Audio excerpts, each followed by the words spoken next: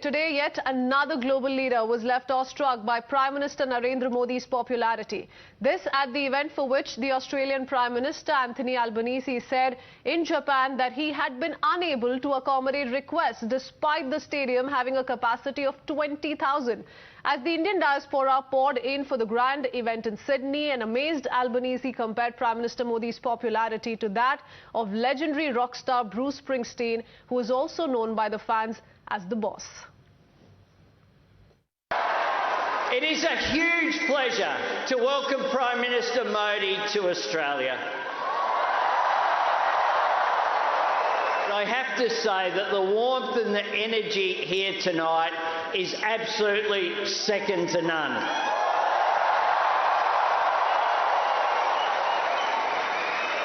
I said to my friend the Prime Minister before, the last time I saw someone on the stage here was Bruce Springsteen, and he didn't get the welcome that Prime Minister Modi has got.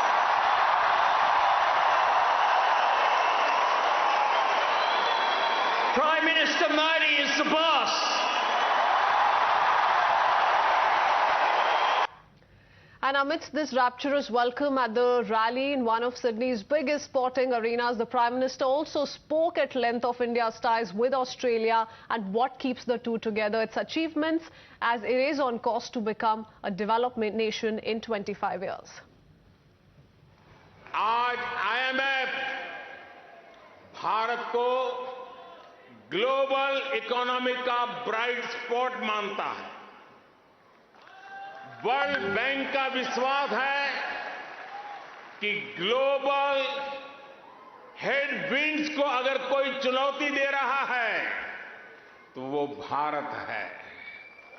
आज दुनिया के कई देशों में banking system पर संकट है, लेकिन दूसरी तरफ भारत के बैंकों की मजबूती की आज चारों तरफ प्रशंसा हो रही है।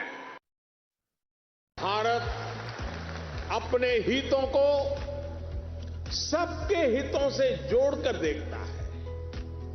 सबका साथ, सबका विकास, सबका विश्वास और सबका प्रयास, ये हमारी डोमेस्टिक गवर्नेंस का भी आधार है और ग्लोबल गवर्नेंस के लिए भी यही विजन है। However, the opposition parties here in India are unimpressed with these global endorsements. Citing Karnataka election results, they claim that the Modi magic doesn't work on people in India and the world leaders' praise doesn't quite matter.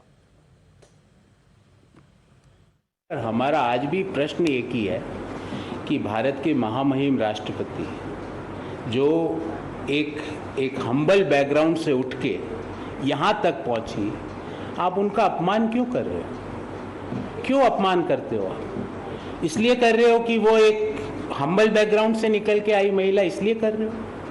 इसलिए कर रहे हो कि भाई उस राज्य में अभी इलेक्शन नहीं है, इसलिए कर रहे हो? कारण तो बताइए। आज आप उस महिला का और पूरे आदिवासी समाज का क्यों अपमान कर रहे हो? देश और कांग्रेस पार्टी ये सवाल देश के प्रधानमंत्री से पूछना चाहता है। PM's visit to various countries during the past 3 days, in fact, is widely publicized because he has been praised and appreciated, well received, which is certainly a matter of pride and honor for the country.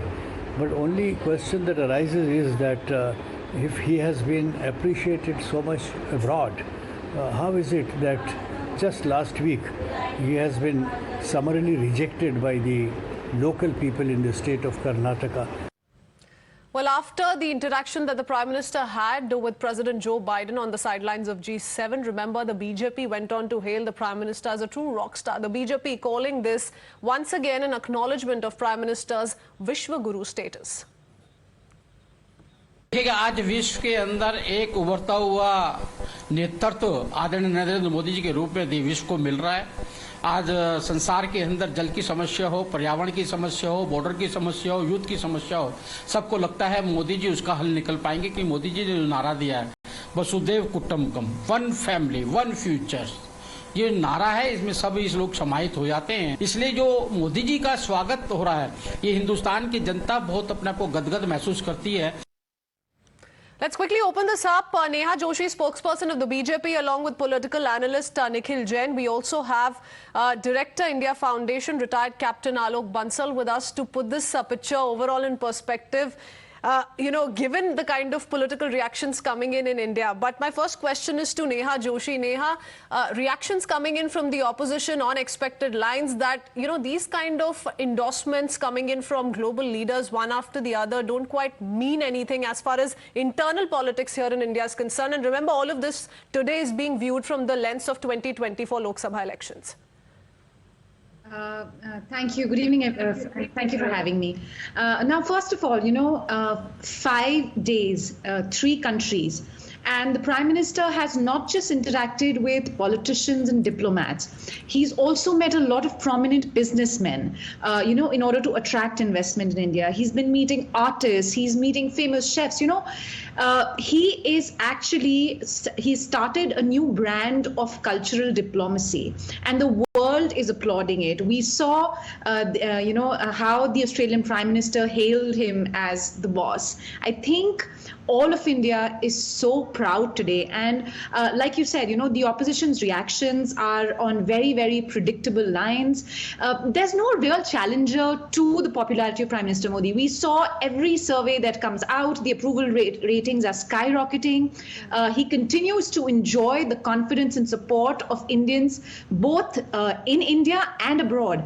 And I think as far as electoral success is concerned, if you look at the vote share, whether it was Karnataka elections or the Himachal elections, it was a very close fight. Now, that doesn't do anything to dent the popularity of Prime Minister Modi. He continues to be the most popular leader in India and abroad, as has been shown in the past 5 days. So I think the opposition is so neck deep in frustration. They refuse to accept Prime Minister Modi's popularity. They, in fact, refuse to accept India's growth story that Mr. Modi represents today. Okay, all right. Nikhil Jain, how would you want to respond to that? Because, the kind of words that the Prime Minister chooses, it's very interesting. When he spoke about the relationship between India and Australia, he used several acronyms. He spoke about the 3 C's, the Commonwealth, cricket and curry, 3 D's, diaspora, democracy, dosti, also the 3 E's. So it's very interesting the kind of words he uses and how it really does touch the hearts of several in the audience. In this case, it were 20,000 people, the Indian community in Sydney. Ms. Walia, so I'll just like to point a coincidence to your audience that the only other time that I see people using a lot of these acronyms, 3 C's, 4 D's, 5 S's and this and that, is when it is a con artist in an MLM scheme. I'm not saying the Prime Minister is a con artist. He's my Prime Minister. He's all our Prime Minister. But there's also to be seen that whenever a foreign leader, a foreign government, a foreign celebrity is dismissive of the Indian government, of Prime Minister Modi or his policies, the BJP is all up in arms and in saying this is our internal matter, nobody should speak, no foreign power should intervene and this and that. But the moment somebody in a foreign country praises the Prime Minister, the BJP goes all gaga about it, speaking in the press all the time about it. After all, let's not forget, it is the same Prime Minister who went in Texas, did a rally called Howdy Modi, are we today to sideline, Mr. Jain, the sentiments of the 20,000 people who were witness to the Prime Minister's address, to the head of, the Australian government, the Prime Minister himself, to Joe Biden, to the Papua New Guinea Prime Minister? We've seen everybody come out and all praises about the Prime Minister. It's not the BJP in this case, unfortunately.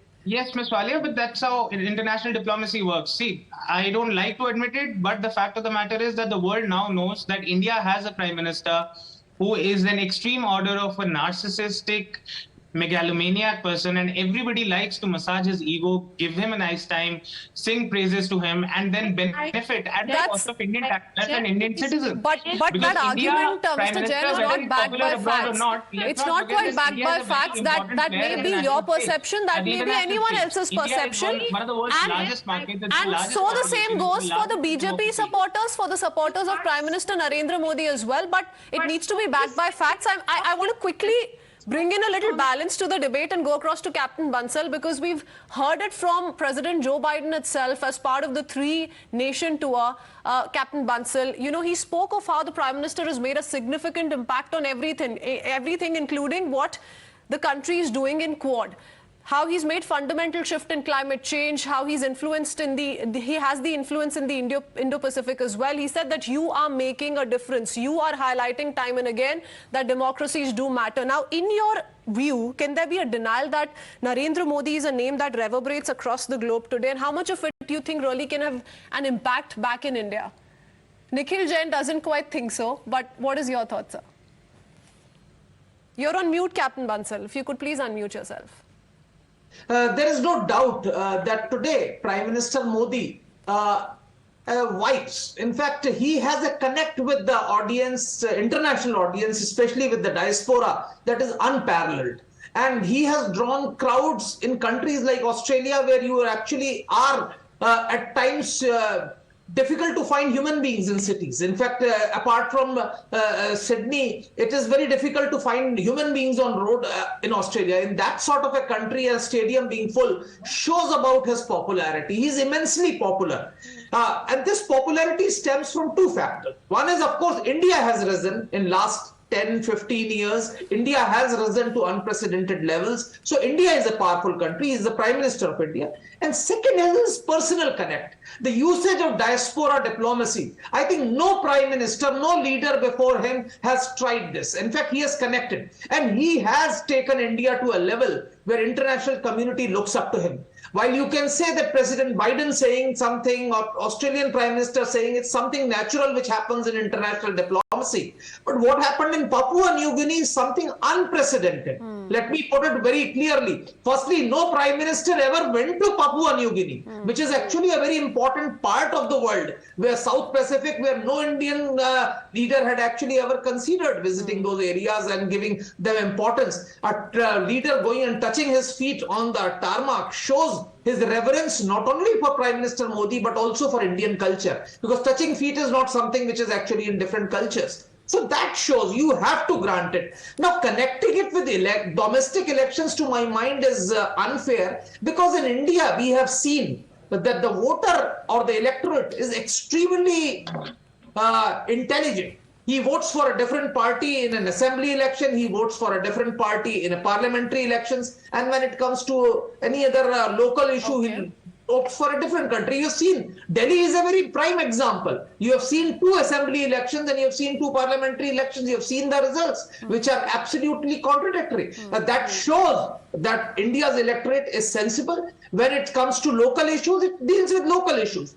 Today, there is no doubt that Prime Minister Modi is an extremely popular international figure. And you have to give credit to him that he has actually taken diplomacy and why would Prime Minister Albanese, for that matter, bother even twice while praising the Prime Minister Modi to an extent that he's speaking of him and rather comparing him to a superstar and saying even that superstar did not receive this kind of a reception? Nikhil Jain, would you want to come in? Very interesting point made by Captain Bansal. Very important. Very interesting that Prime Minister James Marape, let me complete, Nikhil Jain. Normally, Papua New Guinea does not even give a ceremonial welcome to any leader who arrives after sunset. Not just did they make an exception for the Prime Minister, we saw the kind of gesture. Captain Bansal just spoke about it, the gesture that was extended and thereafter the honours that were conferred upon him as well. How much are we going to ignore and for how long? Ms. Walia, first of all, I'd like to give a factual counter to Captain Bansal when he's saying that Sydney is a city where you barely find any people. I must point out that it is a city of 53 lakh people, sir. It's not a small city. It's almost as big as Ahmedabad. You see people on streets. There is a large Indian diaspora, and obviously they're excited to see their Prime Minister in the country they're now resident in the country where they're expats. So far as the Prime Minister's popularity is concerned, let's not forget that he's the Prime Minister of India. He's not just Narendra Modi of the BJP. India is a very important partner at the global level, and it's not only Mr. Modi is doing. In fact, I personally believe it has very little of Mr. Modi's doing. It is primarily the doing of the past 70 years of government, from Jawaharlal Nehru to an Indira Gandhi to a Rajiv Gandhi to an Atal Bihari Vajpayee. I'm not trying to make a partisan point here. I'm trying to make a simple point that we've been an independent republic for the past 75 years approximately, and we are an important partner at the global stage. So obviously leaders of smaller countries like Papua New Guinea, which has the population of half that of Delhi, they would like to be in the good books of the Indian Prime Minister, whoever it is, whether it is Narendra Modi, whether it is Rahul Gandhi, whether it is Atal Bihari, they would be like to be on the good books of the Indian Prime Minister, because they want to create good diplomatic relationships with with India. And so far as Australian prime ministers and US presidents being, adulatory about the Indian prime minister is concerned, let's not forget the geopolitical threat that the world is facing from China today. Everybody wants India to act as a strong counter to China. China, a dictatorial country, and India is a democratic country. People want that foreign counter policy in India. of the country Which is why India is more important. It's been acknowledged, Mr. Nikhil Jain, to an effect that all of this is being spoken of by the several global leaders, and that's exactly the point I'm trying to highlight in saying that all of them have recognized this today. They're speaking of vaccine Maitri, they're speaking of India's efforts when it comes to isolating China, when it comes to perhaps to an extent making sure that China is a bully and its magic around that particular strategy doesn't quite work out. I see Neha Joshi wanting to come in. I also want to go across to Captain Bansal for a very interesting talking point. But before that, Neha Joshi, you want to respond to Nikhil Jain? You know, I was listening to Mr. Jain.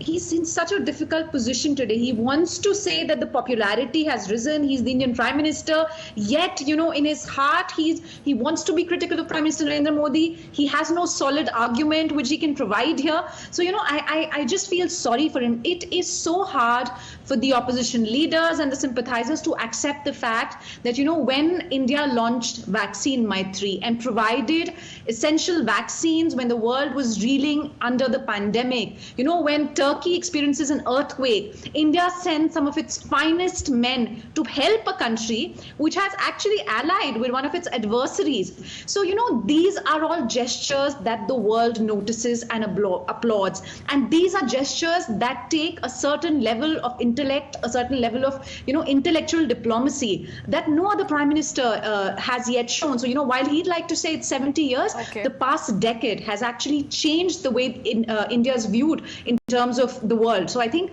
Mr. Jain, I know how hard it must be for you and the opposition leaders to accept it, but the world has accepted that India has arrived. So Neha Joshi says that in the questions you're putting out to Captain Bansal and to Neha Joshi, you quite yourself have answered all of that by admitting to the fact that there is a certain kind of popularity that the Prime Minister enjoys. It's very interesting though, and I'm afraid I'm running out of time, so I can't take this to Captain Bansal, but how he's used his foreign visits as a vehicle to promote Indian culture as well. Talk about the Little India in Sydney, talk about unveiling the statue of Mahatma Gandhi at Hiroshima. Now, all of that is viewed very, very closely by one and all. Let's not forget. But, gentlemen, Neha Joshi, I'm running out of time, so we need to quickly head into a short break. Thank you for joining us.